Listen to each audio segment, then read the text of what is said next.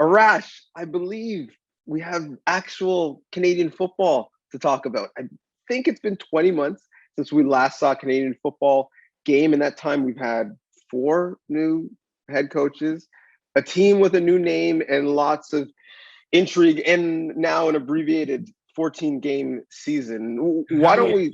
How many Achilles have blown in the last 2 weeks? Don't forget those too, Donnovan. In one drill on one day. Let's keep the drill going. We're smart. Yes. Well, why don't we start there with player health and safety, which is always important, and QB health, because as you often say, this is a league driven by its signal callers, maybe even more so than the sport south of the border. What intrigues you about the health of the signal callers this season? Well, I just wonder, man. I wonder how much the backup quarterbacks are going to be a conversation piece and how important quarterback depth is going to be, especially this season because it's been 20 months. But think back to when Winnipeg won 2019. Chris Streveler becomes a cultural phenomenon as the backup quarterback, and then they had to go trade for Zach Collaros, who leads them to a championship. And already we're seeing Bo, deal with the groin issues, and I just don't think there's enough good offensive linemen right now between retirements and injuries and the rest. I just think quarterback's going to be, well, in Bo's case, he's leaned down. He's going to be running a little more, running for their lives. And I'm wondering which team has the best quarterback depth, and that may end up being a significant factor just to get through the season. It's a great point. When we were last covering the sport, the conversation was, okay, this is now a 2-quarterback league in terms of the fact that you need a starter and a backup to get through a season. Now, when you look across the league, let's talk about Winnipeg, who needed 3 to get through the season. Sean McGuire has thrown 3 passes in the CFL. Drew Brown, who's on their practice roster, has never played in a CFL game. Their starter, Zach Collaros, the question always with him is about health.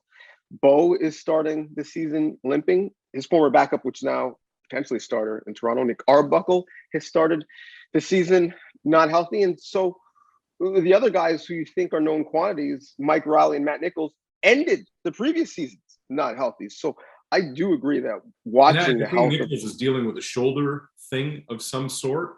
So, for instance, you mentioned Arbuckle in Toronto. I just think, well, they have McLeod Bethel-Thompson, who's not just a warm body and a vet, but he's started in the league before. He's shown to be capable in games before. So anyway, it's going to be, from that standpoint, it's going to be interesting. And when I talked to a couple of coaches, I said, okay, so you haven't played in forever. And who has the advantage, offense or defense, especially when you have BC with a new coach and Ottawa with a new coach, Toronto with a new coach? Coaches will tell you defense has the advantage first. It's almost like in baseball when pitchers have the advantage early in the season over hitters, and then it evens itself out. Well, in a 14-game season, there's not a lot of margin for error. So the fact that defenses have a little bit of an advantage coming out of the gate, I think is going to make things even more difficult for some of these new offenses, especially the teams that have new offensive systems, new coaches, and or new quarterbacks. One of the teams that has some continuity, both in the quarterbacks, but on offense, is Hamilton, which is why many feel like with the Grey Cup in Hamilton, this is their Grey Cup really to lose. You have Dane Evans is the backup, who won 9 of his 11 starts when he had to fill in for Jeremiah Masoli. This is a team that won 15 games. Last time we saw them, scored the most points, gave up the least amount of points. Is the pressure really on Hamilton, given that they're hosting and given that they haven't been able to get over that Grey Cup hump, to finally do it in 2021? All of it, isn't it? I mean, we just talked about quarterback depth. They arguably have 2 of the top 5 quarterbacks in the league in the same meeting room. So there's that. And all the things you just outlined, it's in their backyard. The league's MOP is there as a return man who can, be electrifying and all of those things. And I can't imagine a week is going to go by without somebody asking somebody on the Ticats, be it Orlando Steinauer, be it Masoli or Evans, be it anybody, be it Simone Lawrence, who's been a vet, who's been in Hamilton forever, about the Grey Cup, about hosting the Grey Cup. You win a game, are you one step closer? You lose a game, well, is the pressure up now because, the Grey Cup's in your backyard? TJ, I don't know about you, man, but who's the number 2 Grey Cup favorite right now? I don't know. I off the top of my head, I couldn't tell you who I think the Ticats will play, and I don't even know if it's going to be a West team or not. And I don't know. I have a lot of questions about Calgary, a lot of questions about BC. Sask still hasn't sold me. I know Winnipeg are the defending champions, but it felt like they hit lightning in a bottle, and Andrew Harris is banged up. I just look at Hamilton. I say they're the most complete team. And when I talked to a head coach before camp, the head coach told me, show me a flaw in Hamilton's team. Show me an issue that they have on their roster right now. And I thought that was a real telling statement about the state of affairs over there in Hamilton. Well, if it wasn't for the first day of training camp, I maybe would have said Saskatchewan would be another team who could push them. That's not going to be the case. But they fascinate me in relation to Hamilton in a different way. Home field advantage and the discrepancy because of different, health and safety protocols in our country, province to province, and really a different attitude towards the COVID-19 pandemic, quite frankly, from province to province. To start the season in Saskatchewan, it's going to be a sold-out affair.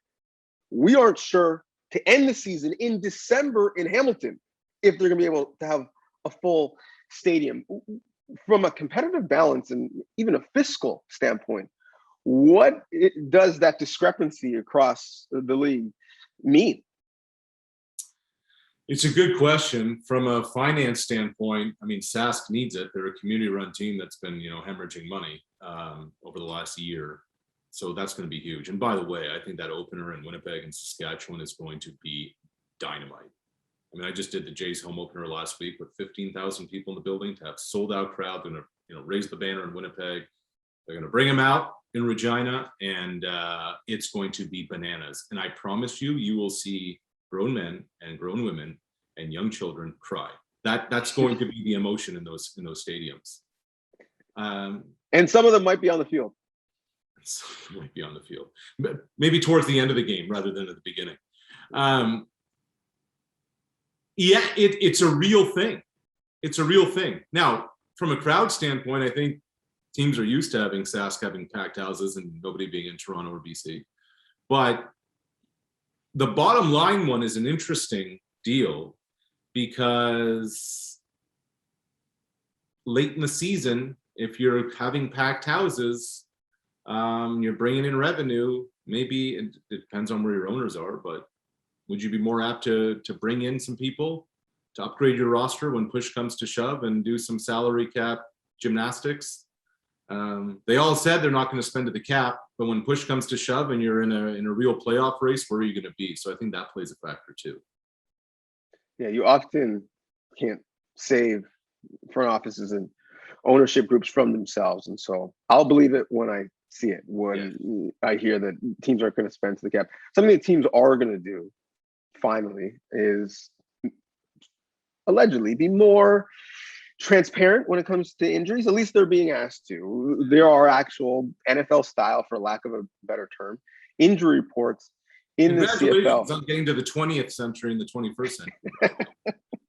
Well, here's the question: because if you're trying to get to the 21st century on all things in terms of legalized betting, and the league now has a betting partner, engagement with your fans in terms of wanting them to play fantasy and have that be a viable part of the sport, but even beyond that, just allowing the media to help you tell your stories, have nuanced, interesting conversations, allowing fans to track what's going on. Finally, the cloak and dagger is gone, and we are going to get in for information in terms of injury.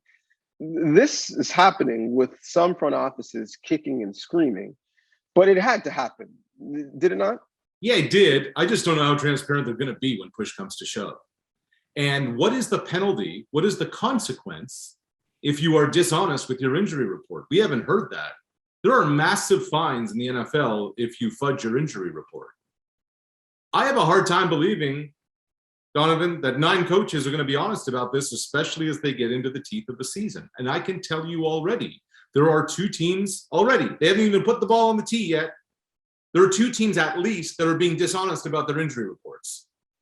So until that's solved, And the other thing is, it's not until the day before that the status of the player is actually going to be updated on the injury report. Look, I don't know who's come up. The idea is great. An injury report is needed. It absolutely has to happen. But the methodology of what's gone into this is flawed. So that has to be upgraded, that has to be improved, that has to be tweaked. But more importantly, there has to be a consequence to the teams, to the coaches, to the organizations that are being dishonest about it, are not being forthcoming about it. And there's only two ways to do that. One, hit them in the pocketbook. And two, strip them of draft picks. You do those two things, and all of a sudden, a lot will change in that regard. Yeah, maybe, I guess, shame on me for being excited about small victories and walking before we run. Because it's a step. It's not the leap they want us to believe. Right. But we understand that, maybe I don't think some fans understand, that it would be commonplace to be handed a depth chart and walk into a booth to call a game or to cover a game. And what you saw in that depth chart had no recollection to what you then looked at and saw on the field. So much so that it was, quite frankly, insulting that they printed that on a piece of paper and wasted it. So the fact that we're having some may call that unprofessional.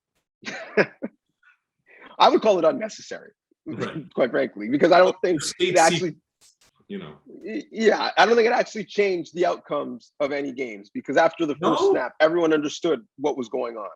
You mean the third string receiver is not the difference between winning and losing a championship, Mr. Bennett? No. COVID-19, quite frankly, might be the difference this year between winning and losing a championship. And so that's another aspect of this season that I'll be following to see who is available to play and how willing players and staffs are to be vaccinated and be part of, hopefully, our country's solution. But quite frankly, I'm just happy that I've got football in Canada to watch again. Yeah, me too. Me too. And August 15th is the date where a lot of those protocols can be relaxed across the league, which will help the players and the coaches and their mental health and all those things. And I'm not dismissing that, but what I'm most intrigued about is, okay, by August 15th, we started talking about injuries, and then NFL cuts. Can there be an airlift of negless players, U.S. players? You have injuries, your kicker goes down, your long snapper goes down, your linebacker goes down. Can you bring guys in and not have them quarantined and get them on the field as soon as you possibly can? That to me is going to be a real part of the second half of the season to watch. It will, for sure. We'll be watching it. You'll be covering it after the gauntlet that is covering baseball and covering tennis. You'll be covering the CFL well into December this year, but I'm happy for it. Thanks for this, buddy.